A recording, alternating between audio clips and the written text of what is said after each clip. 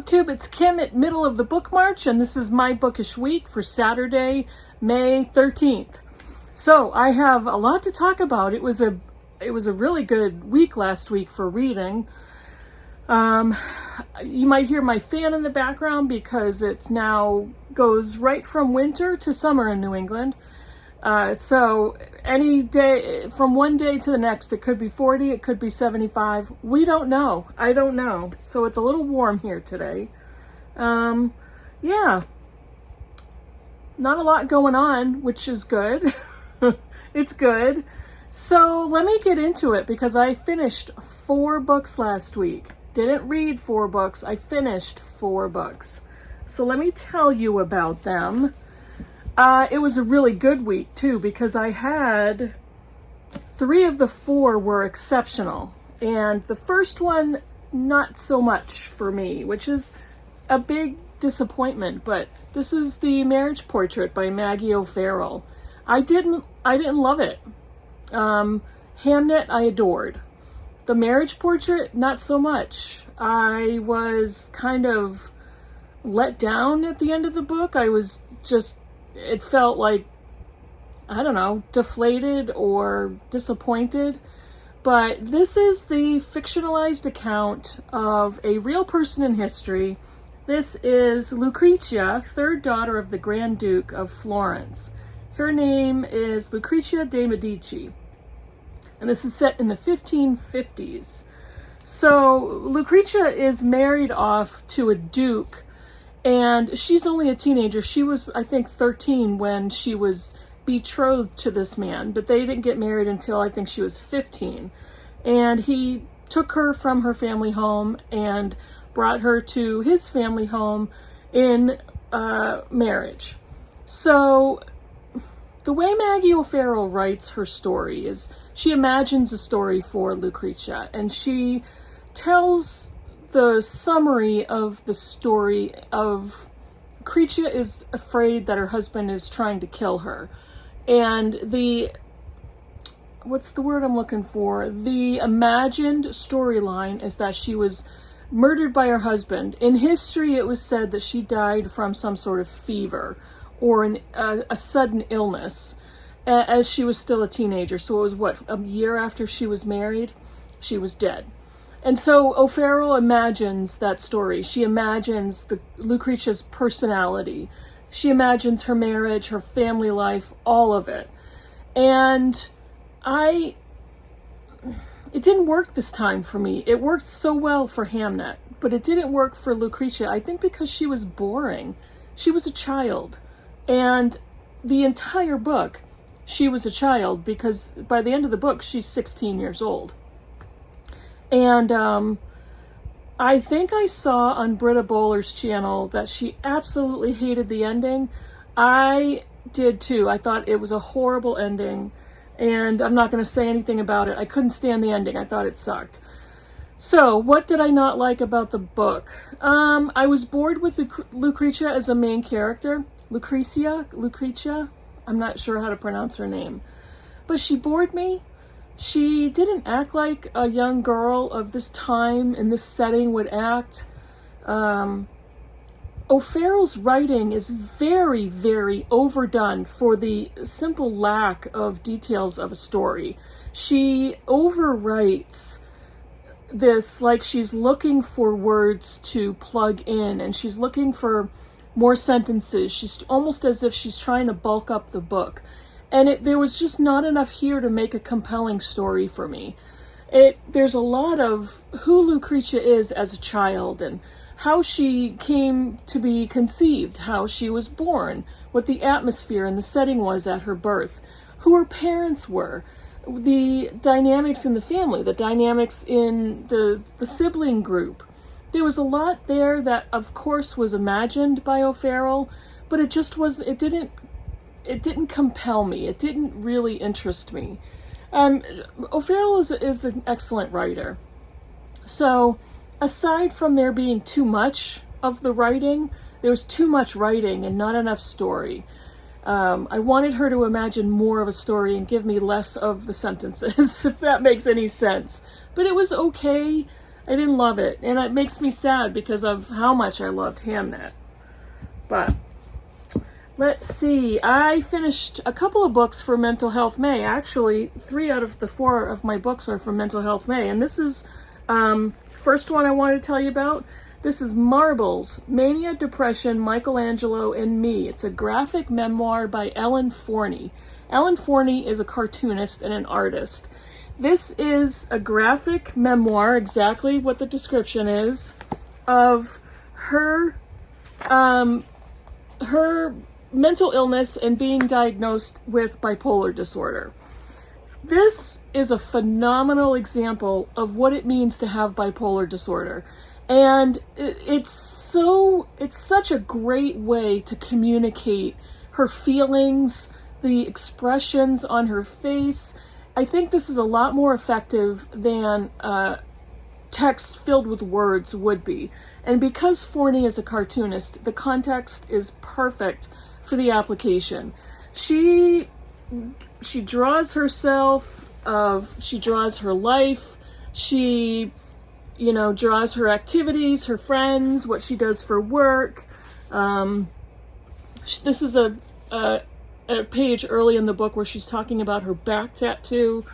And it's so funny because the way she draws each page, it's very clear how she's feeling.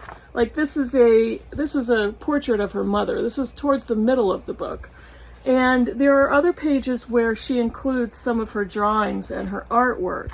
And you can kind of tell where she's at mentally or cognitively. But this is a fabulous example of how to do a memoir correctly with the topic of mental illness. She explains her life. She explains her feelings. She explains everything that she went through in leading up to her diagnosis and actually finding out, how is this going to affect my life? How is this going to affect my art? How is this going to affect my relationships?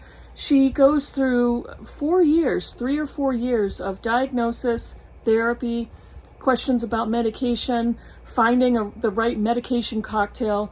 And in the entire time, we are given artwork like this. It's all black and white.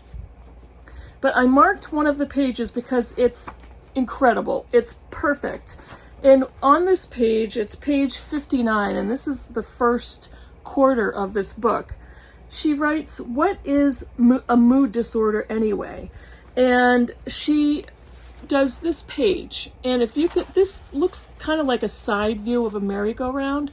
But what she's doing is she is showing you highs and lows. And these characters are on merry-go-round horses. So she's showing you, and she's writing a list of what the mood disorders are. Bipolar 1, bipolar 2, cyclothymia, unipolar depression, and dysthymia.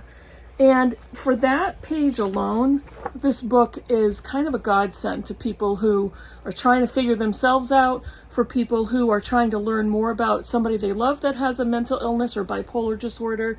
This was just exceptional, and I loved it.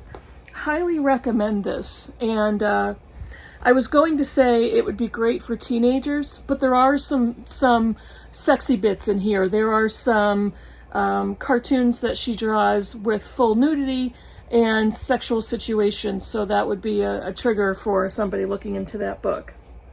The other book, my other 5-star book, is my audiobook that I listened to, and it is the Mother of Black Hollywood by Jennifer Lewis. Jennifer Lewis is an actress and a singer and a Broadway performer. She got her start on Broadway. She's an amazing singer. She has that deep, rich, raspy voice, and she narrates her own memoir. It was incredible. And she is a bawdy, intelligent, fabulous, bipolar Black woman. And she says that very early in the book. She brings the word bipolar into the memoir, but she doesn't go into a lot of detail at that point. It's not until you get past the halfway point, and this is not a spoiler, you get past the halfway point into the last quarter of the book, that she really starts to explain to you what bipolar disorder meant for her and for her life. And through the majority of the book, she is so frigging hilarious. And there's there's a lot of MFs in the book, and the F word, and a lot of swearing, but I was laughing out loud. I was listening in the car, laughing out loud. She is fabulous and fantastic and so talented and so transparent. She takes you through her entire life with her family. She talks about the childhood that she had and what that did to her mentally and emotionally. She talks about her behavior as an adult, what she did to get through her teen years. She went right to New York and looked for work as an actress. She talks about her sex addiction, also not a spoiler. She talks about the men, one after another after another. And then she connects all of this. She does a lot of name dropping. She brings up a lot of names of friends on Broadway, in Hollywood, and it got a little name heavy, but interspersed with that, she's being brutally honest with you about the things that she did, the things that she's done, the ways she behaved, and what her friends would tell her and say to her. It was just a fabulous memoir, and it's exceptional on audio. She is an amazing vocal performer. And so I highly recommend, if you're interested in listening to her talk about her life, her work, her bipolar disorder, it's just fabulous. And I would love to go and she has another memoir after that. I think it's a memoir. And I want to listen to that one as well. And so the last book I finished, I did this as a buddy read with Judy Brown, who is a very wonderful, consistent, faithful subscriber and commenter. And we read All My Puny Sorrows by Miriam Taves. This is a book talking about two sisters, Elf and Yoli. Those are their nicknames. And Yoli is the younger sister, but she is basically trying to keep her older sister Elf alive. Elf is dealing with depression, suicidal depression. She is a very talented concert pianist. Yoli describes herself as a loser. She just cannot get her life together. She's got a couple of kids. She's divorced. She has a long-term boyfriend. She sleeps with this guy and that guy. She writes young adult or children's novels about rodeos and horses. Who knows why? But she's trying to write a literary book, a novel, but she's all over the place. Her life is kind of falling apart. And what she's trying to do from the very beginning of the book is keep her sister Elf alive, who has tried to kill herself. And the book is talking about suicidal depression, family secrets, family history. Taves is a former Mennonite, and the families in her novels come from a Mennonite background. So there's a lot of conversation about religion and faith and the lack of faith, or the rejection of religion, patriarchy, the status of women in religious atmospheres and settings. But ultimately, this is a book about depression and a book about mental illness and what a family goes through and how a family sticks together. Yoli is the younger sister, but she acts like the responsible one. And she is trying to maintain the close relationship she has with her sister Elf, while also dealing with their mother, their extended relatives, all of the people that look up to Elf. She's a world-famous concert pianist, and Yoli is trying to interact with her agent and her husband and all of these other people who love her from afar, but have no idea what she's living with. And I don't want to say a lot more than that because it would be all spoilers. There's a lot of revelations in the book and a lot of things that tie together, family stories.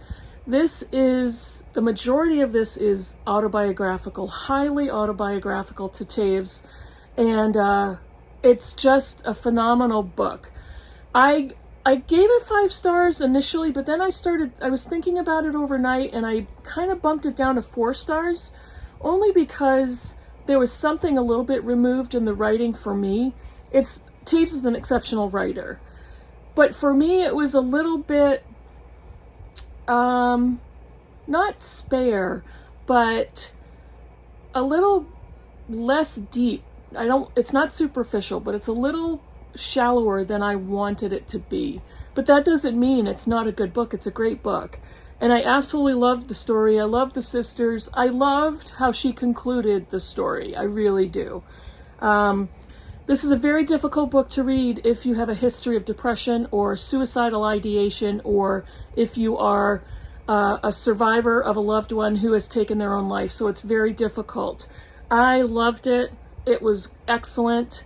And I think Judy and I both are on the same page with this book. So I definitely do recommend it. And I recommend Miriam Toews' other books as well. I read Women Talking and I really loved that one. I also watched the movie. And I must say, Frances McDormand plays a very strong part in that movie, but not a big part. But she is probably one of the best actresses around, in my opinion. So those are the books I finished last week, all 4 of them, and it was an exceptional reading week. I expect that this week is going to be just as good because I think I'm picking really well, and looking forward to what I'm going to pick next. So let me know in the comments below if you have any thoughts or questions, or if you've read any of these books, and I will see you in the next video. Bye, everybody.